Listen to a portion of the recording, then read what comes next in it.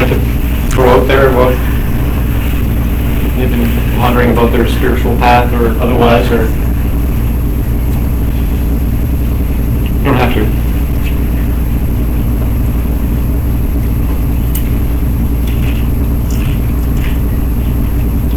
That's just a chair there. Piece of staple or something. Oh, piece of staple. Sean is saving someone from the future.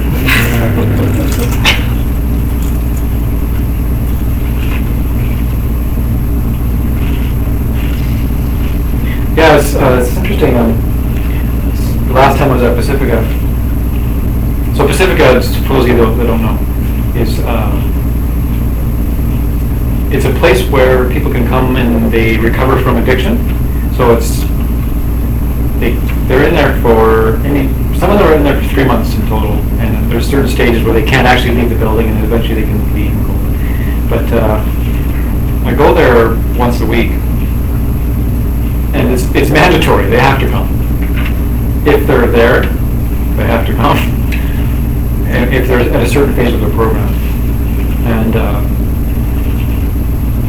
it's been very great to be there. I feel very blessed to be able to be there and try and teach them mindfulness practice and teach them awareness. But what I've noticed is that as I've been going and they've been getting in touch with their awareness more, they're getting more and more excited about it. So now I'm showing up, and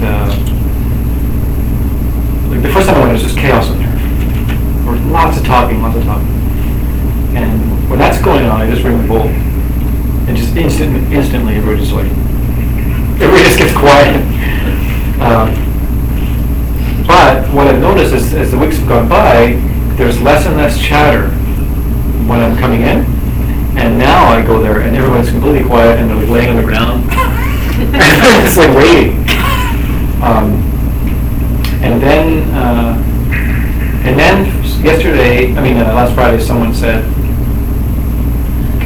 and they're also asking for a quieter room. And they weren't concerned about the room before. It's the same room, but now it's noisy to them. So I think they're getting quieter, but also they're more enthused about it. And people are snoring, and some people just can't stay in a room. They can't. So they're really fidgety and they have to go. Or they're coming and they're going, or they'll fidget around, they'll be writing something, and people get annoyed in the room at these people that are making noise. Even though there's noise, there's sky trains, there's air conditioning, right? And there's a public hallway, there's lots of traffic. And finally, someone at the end says, well, this isn't really meditation. Because isn't meditation like it's quiet? It's quiet. You go somewhere and it's all quiet. And I'm like, well, no, not necessarily. It's nice if you're in a place that's conducive to quiet. But so it was good to get that conversation going in there, because he was the one that was. You sit there and you get up and rub someone when they were snoring. His love was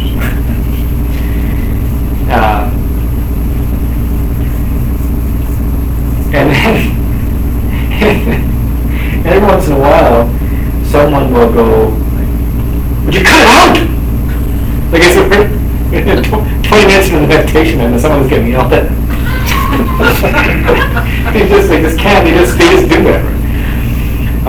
It's great, and which then I had to give them the hard news. It's not the room. It's hard news to give, because I was talking about how there isn't a quiet place on this earth anywhere. It doesn't matter where you go. There's birds. There's You know, you can get driven insane by noise anywhere you like. You can pay thousands of dollars and get driven insane by noise in the nicest place in the world.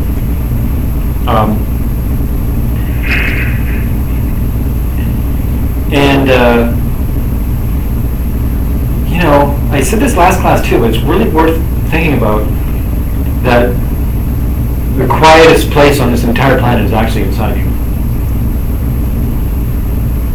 You can't go anywhere.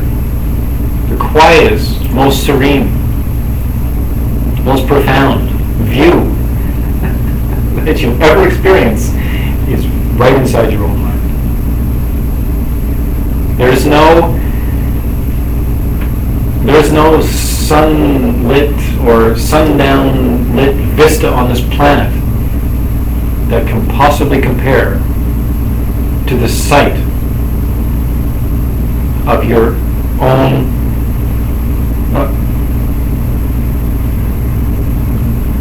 divinity, godliness, nature.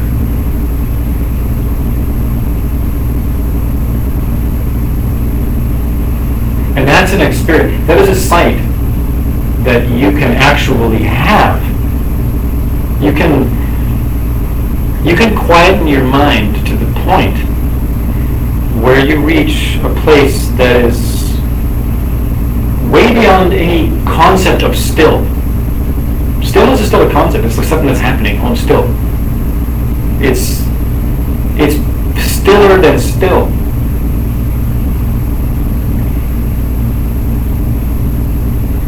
And you can have this pranic explosion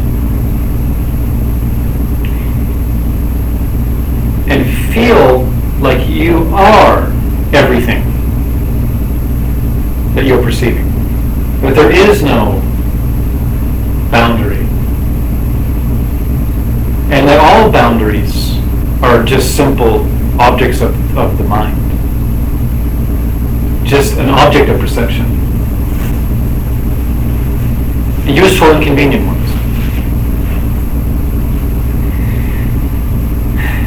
And if you have this experience, and then because you can't run away from yourself, and because life continues, and because, yeah, we'll all die, but until we do, we won't.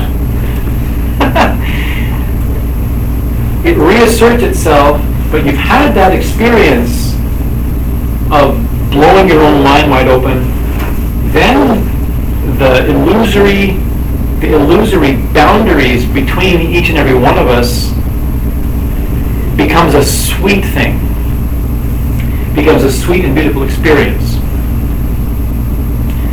Because you've seen the whole of it, and you've seen the divinity of it. And nothing can compare to that.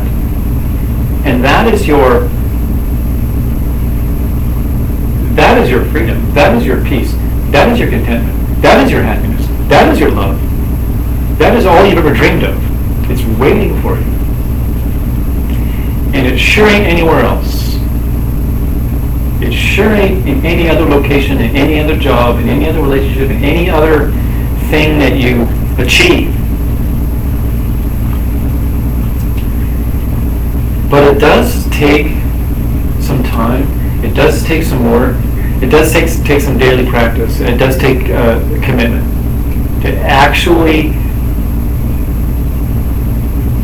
evolve.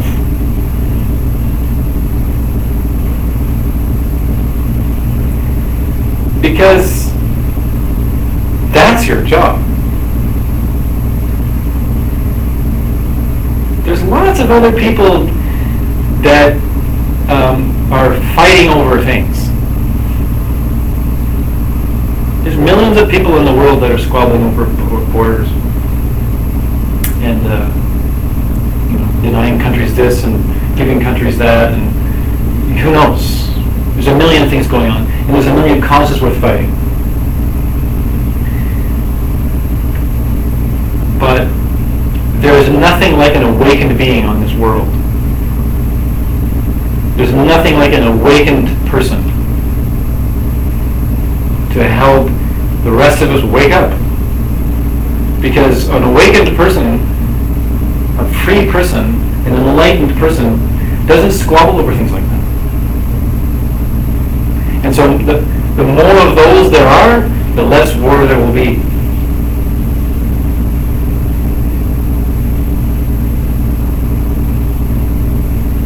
The less suffering there will be, the less anguish there will be, the less confusion there will be. So, if you have a calling, to meditate, it's big. It's a big deal.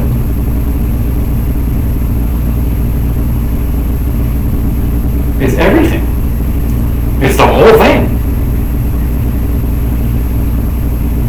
Because it will serve everything you do. And everyone you meet.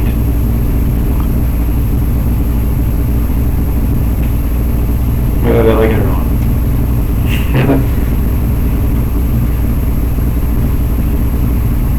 So let's do another meditation, shall we?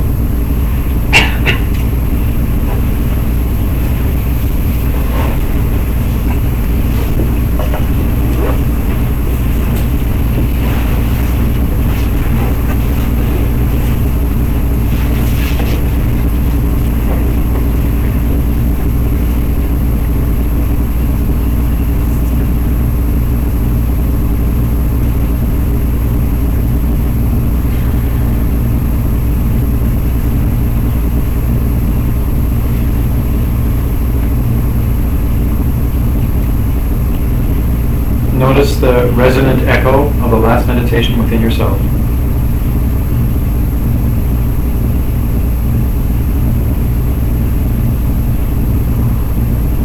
Allow yourself to be drawn in to the resonant echo of the last meditation, which was not so long ago.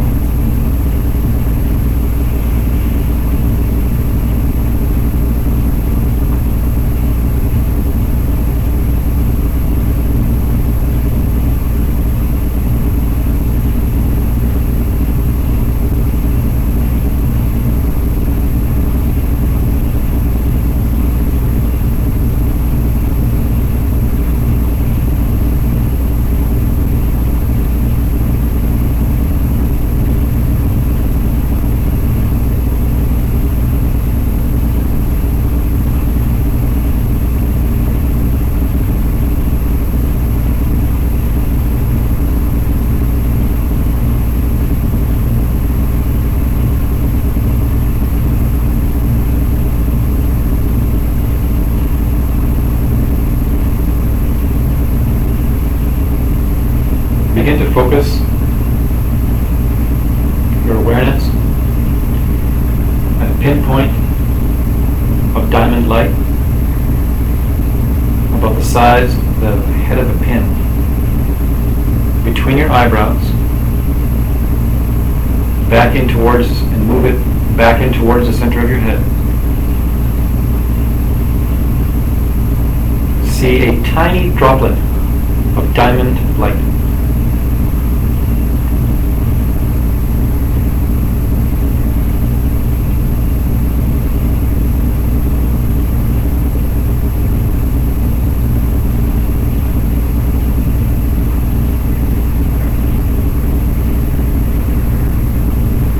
See if you can be aware of this as if you were aware of it from all directions, looking at it, from all around it, perceiving it.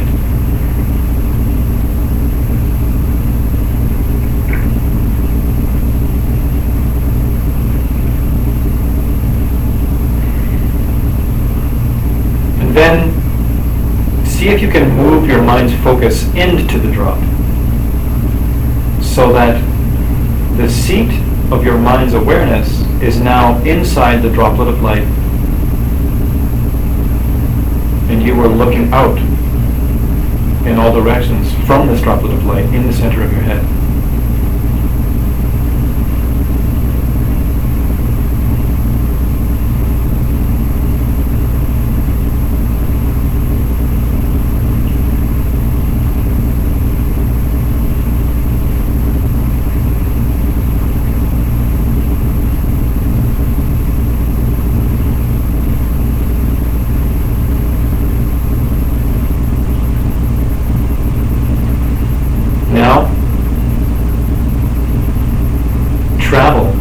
this droplet of light back towards the back of the head. Notice how that feels. And then allow it to come back to center.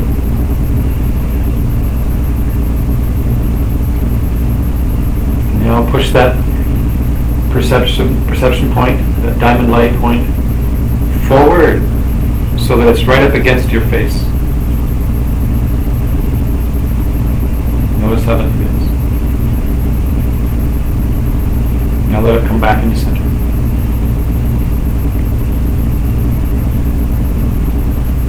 Now moving it up so that it actually comes up to the top of your head. Notice how that feels. And bring it back down to center.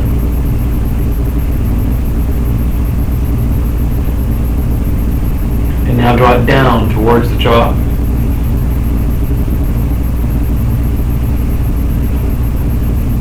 And then back to center. Noticing, if you can, how it feels each time you're out of center. How does the body feel? How does the mind feel?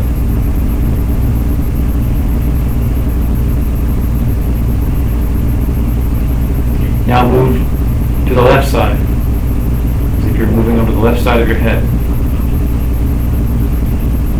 Back to center.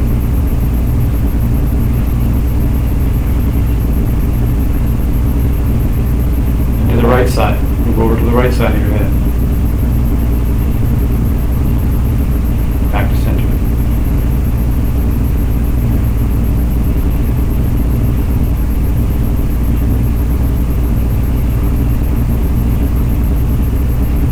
Now,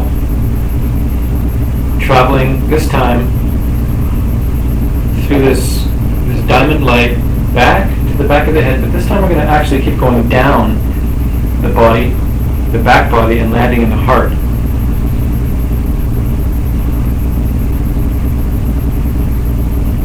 Now you can visualize this pinpoint of light at the heart. But now it is a bright ruby red.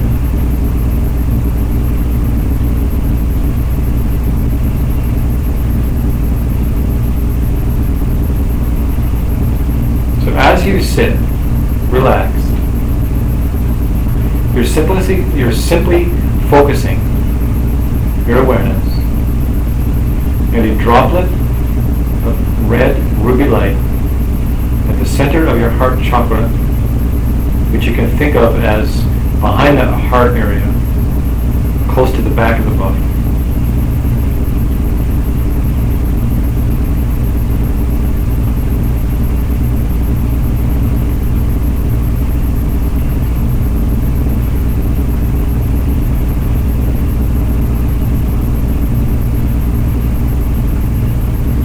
Now dropping down even more, we're going to locate ourselves at this pinpoint of light at the navel.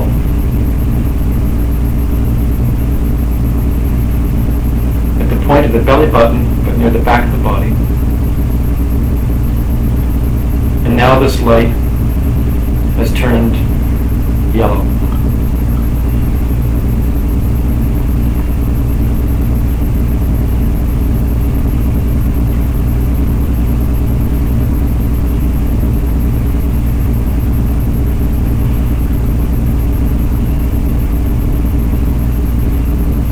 Now we're going to drop further still. Not too much further down though, about 3 finger widths wide distance down the back body. And now the light has turned green. Pinpoint of light.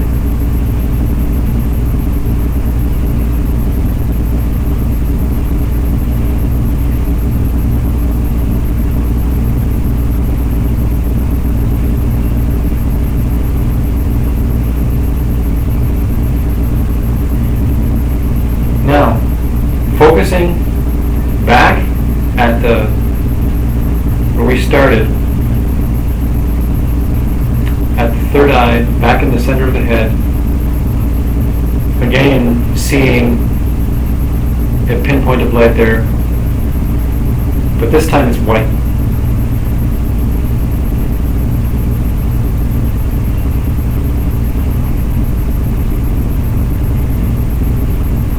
And at the same time, down at the bottom place where we were, where it was green, now change that into red. Tiny droplet of red light.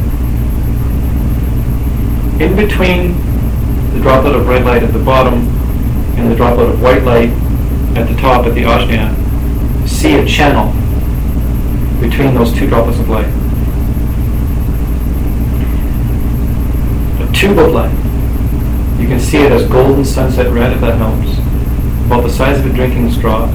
And these droplets of light are inside the tube of light.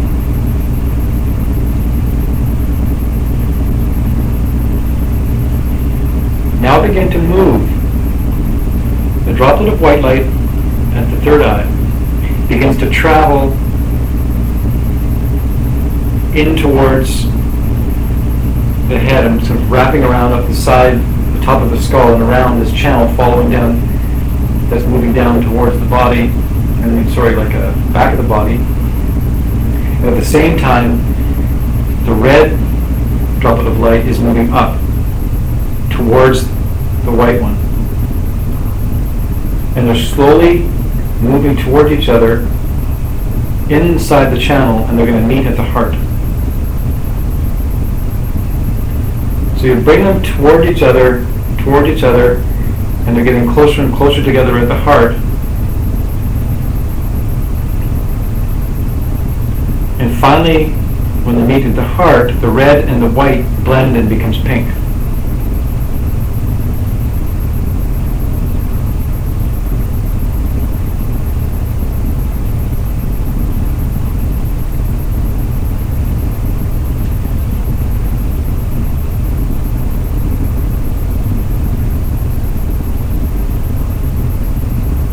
Now you're relaxed and focusing at the area of the heart, inside the nexus of the heart chakra, a tiny droplet of pink light.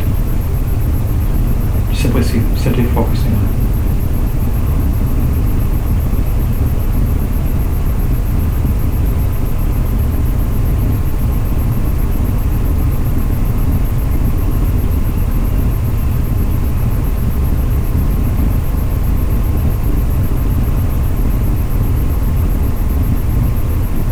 And then from this place in the heart begins to arise a feeling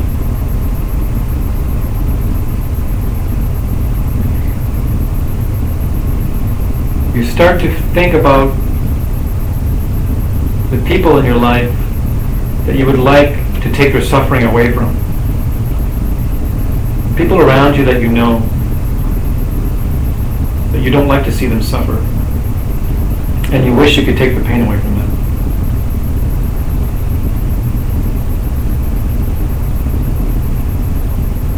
This is your compassion. It's like your greatest treasure, your concern for the welfare of other people.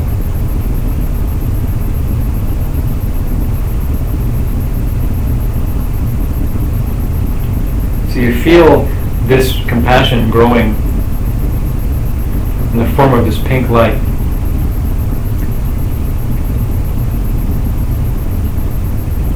And it begins to fill your whole inner body. And then bursts out the pores of your skin like laser light. It goes out to all beings. You have this feeling of washing all beings in the light of your compassion.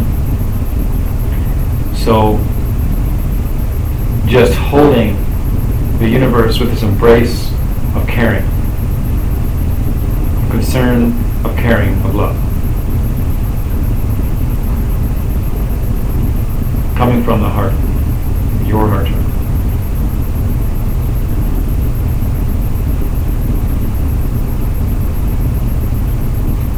And you have the sense that all the beings that you're touching, relax, knowing that they're cared for, knowing that they're seen, knowing that they're okay in your eyes. You'll help them if you can.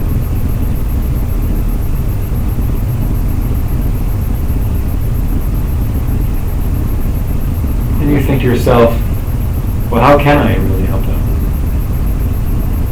What is it that I could possibly do? And then you have this moment, this decision. Oh, I know.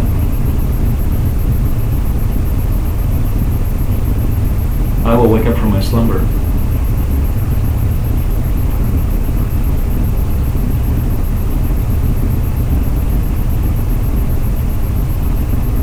I will open myself to the nature of my own mind. I will evolve into the being that can be a presence, a helpful presence. That is what I will do. And you make them a promise. You say, I promise I'm going to do this. I'll do my best to do this.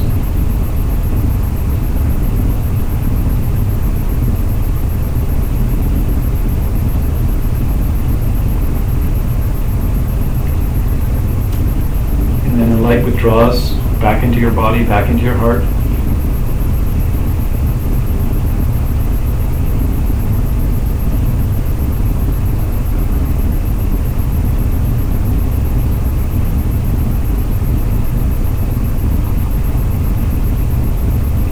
And then we release the vision of the heart and then come back to the feeling of being inside the center of the head. So that pinpoint of diamond light, center of the head, feel like you're actually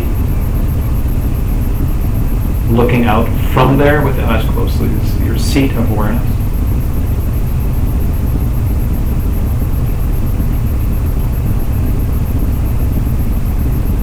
And just before we finish the meditation, notice that same pinpoint of light in the center of each person's head in this room. And then you say hello to each one of them. So it's like you, from your most centered place, you're saying hello to their most centered place. Simply by recognizing it. Simply by meeting them there with your mind's awareness. And notice what happens when you consciously do that. How does it feel in your center as you say hello to someone else's? Just a simple visualization.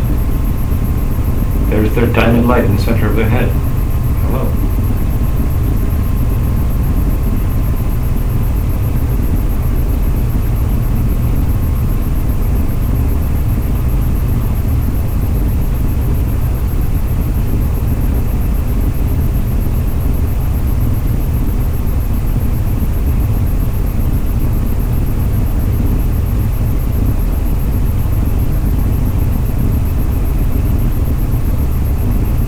And then dedicate your efforts coming here tonight, being here together.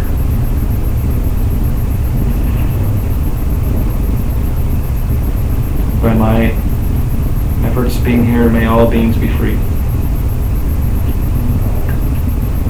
Slowly come out of your meditation, always slowly. And thank you all for coming tonight. So we can put together.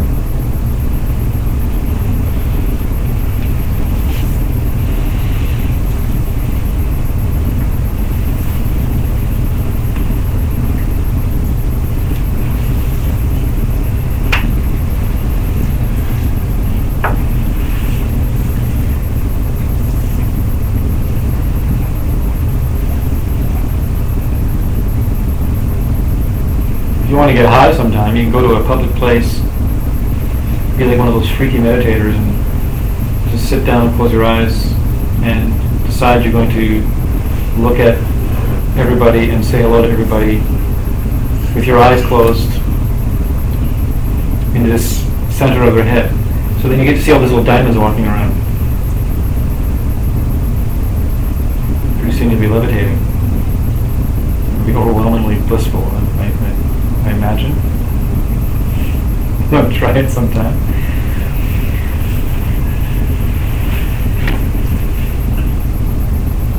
That's it.